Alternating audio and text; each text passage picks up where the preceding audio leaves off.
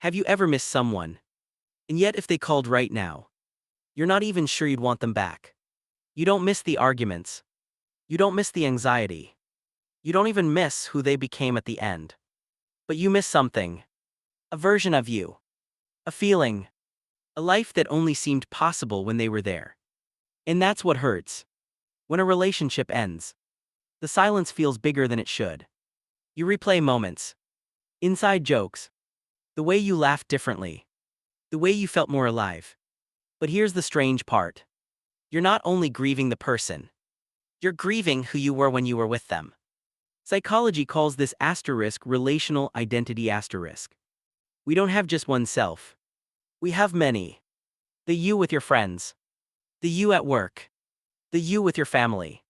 And then there's the you that only existed inside that relationship. Research in social psychology shows that close relationships create something called asterisk self-expansion asterisk asterisk. When we bond deeply with someone, our brain literally integrates aspects of them into our identity. Their interests become yours. Their routines merge with yours. Your future plans intertwine. It's not poetic. It's neurological. Your brain starts to treat them as part of self.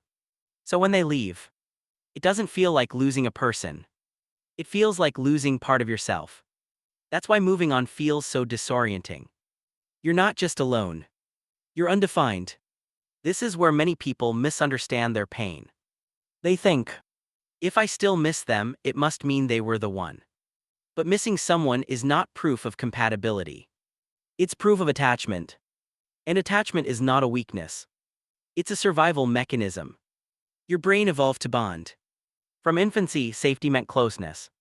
Connection meant survival. When you bonded with them, your nervous system calibrated around their presence. They became predictable, familiar, safe even if they weren't perfect. So when the bond breaks, your brain doesn't interpret it as a romantic failure. It interprets it as a threat. You're not broken. You're experiencing a neurological withdrawal. And more importantly, you're grieving an identity collapse. Let's simplify what's happening. Imagine your brain as a map. Every relationship draws new roads, new habits, new routines, new emotional pathways. When you were with them, your brain built highways around shared experiences. Texting them when something happened. Thinking of them when you saw something funny. Imagining them in your future plans. These neural pathways strengthen through repetition. Dopamine rewarded anticipation. Oxytocin deepened trust and bonding. The hippocampus stored shared memories with emotional tags. Over time, your brain economized. It wired itself around us. Now imagine those highways suddenly closed. The brain hates inefficiency. It hates unfinished patterns. That's why you feel urges to check their profile, to reread old messages, to mentally replay conversations. Your brain is trying to reactivate old circuits. Not because they're good for you, but because they're familiar. And here's the deeper layer. Identity itself is predictive. Neuroscience suggests the brain is constantly predicting who you are and how you'll behave. It uses past patterns to forecast future actions. In that relationship, your brain predicted a certain version of you.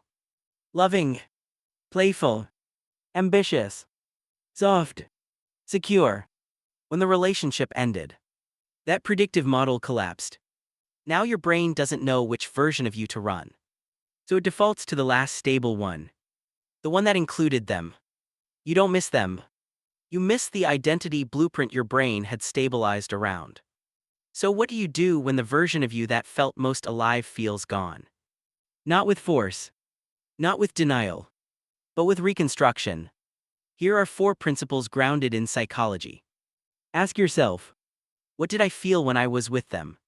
Was it confidence? Excitement? Belonging? Adventure? Now ask a second question. Did those feelings come from them? Or from how I showed up around them? Often relationships unlock dormant traits. Maybe you were more expressive, more spontaneous, more open. Those traits are still yours. They were activated in context. This is called state-dependent identity asterisk. Your job isn't to get the person back. It's to recreate the conditions that allowed that state. Psychologist Arthur Aaron's research on self-expansion shows we grow when we engage in novel, challenging experiences. In relationships, novelty often happens naturally. After a breakup, growth stalls. So you must initiate expansion yourself. Learn something unfamiliar. Change environments. Alter routines. Novelty stimulates dopamine. Dopamine rebuilds motivation circuits. Motivation rebuilds identity. You don't need a new person. You need new neural pathways. Romantic attachment activates similar neural systems as addiction. When the bond breaks, cortisol rises. Dopamine drops. Your brain craves relief. Understanding this reduces shame. You're not weak for missing them. You're detoxing from a bond. And like any detox, the intensity peaks. Then declines. When you feel the urge to reach out. Label it. This is my attachment system activating. Labeling emotions has been shown in neuroscience to reduce amygdala activation. Numbing the feeling softens it. Your brain needs a new predictive model. If you don't consciously build one, it will recycle the old one. Spend time visualizing not a new partner, but a new version of you. How do you wake up?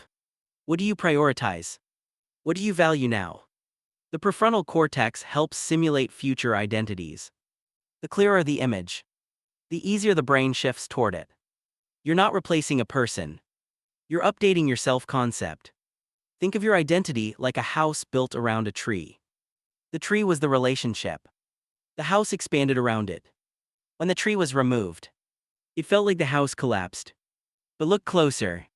The foundation wasn't the tree. It was you. The walls that cracked weren't proof you can't build again. They were proof you built deeply. In-depth is not a flaw. The simple mental model is this. Relationships don't just connect two people. They create a third entity, a shared self. When that shared self dissolves, you must reclaim the parts that were always yours. You are not returning to who you were before them. You are integrating who you became. One day, you will think about them and feel less pain. Not because they stopped mattering, but because you stopped confusing them with yourself. The laughter you miss, the softness, the ambition, the hope, those weren't gifts they gave you. They were mirrors.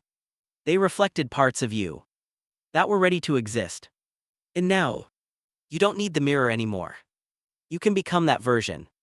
On your own. Slowly. Deliberately. Quietly. Not by chasing the past, but by understanding what it actually was. You don't miss them. You miss who you were with them. And that version of you is still here.